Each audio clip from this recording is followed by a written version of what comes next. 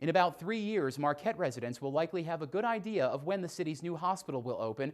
Formerly Marquette General Hospital, UP Health System Marquette is drawing up plans for the new facility that could be as high as 8 stories. However, it will take about 2 summers just to remove contaminated soil. ABC 10 News Director Greg Peterson begins a 4-part series updating plans for the new hospital. Before one brick can be laid on the new hospital, it will take about 2 years to remove tons of polluted soil left over from Marquette's railroading days. In fact, a previous dig closer to the harbor unearthed an old railroad car years ago, so there's no telling what's under that soil. But it all depends on the weather, and it all depends on making sure that we get all the approvals. And the city did a great job. The council approved moving forward with the Brownfield project, which is the first step. Some things will happen. I think we have to remember that it's the UP. You don't know what weather's going to be like. We have a very small building season. We would love to be out there with the city officials and with others and say, we're starting to move some dirt or do some of these things, but I really just can't tell you yet. Downtown Marquette is going to look a lot different when the new UP Health Systems Marquette Hospital is built. Now here's the bypass coming into Marquette, and this is the City of Marquette DPW garage, which will be torn down, and the city is seeking input on where to build the new garage.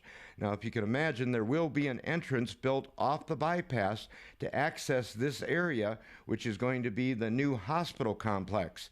And this area currently has a lot of contaminated soil from the old railroading days, and that's going to have to be removed before the new hospital is built. It's also expected that some roads and some houses will likely be torn down or relocated. This is the new location where the hospital is going to be built, and we should get an idea soon of how it's going to look, as UP Health Systems officials are expecting to get architectural drawings soon. For example, we'll find out if it's going to be 5 stories or 8 stories and how this entire complex will look. I can't tell you yet because we still have some, but we'll be having a lot of public forums to get the input from the public, and that's really the next step that'll probably be the biggest thing that'll be going on. There were initial core drillings. We needed to know how much dirt needed to be moved, how contaminated the site area was.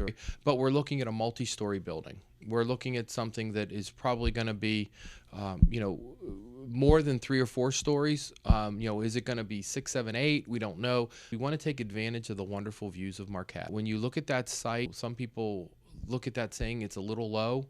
But when you get up to 3 or 4 stories high, you're going to have great views of the lake and the ore dock and the others, and I think it's going to be very impressive. The contaminated railroad roundhouse property and the connecting City of Marquette DPW Municipal Service Center have a combined size just under 40 acres. We're meeting with department managers, the physicians.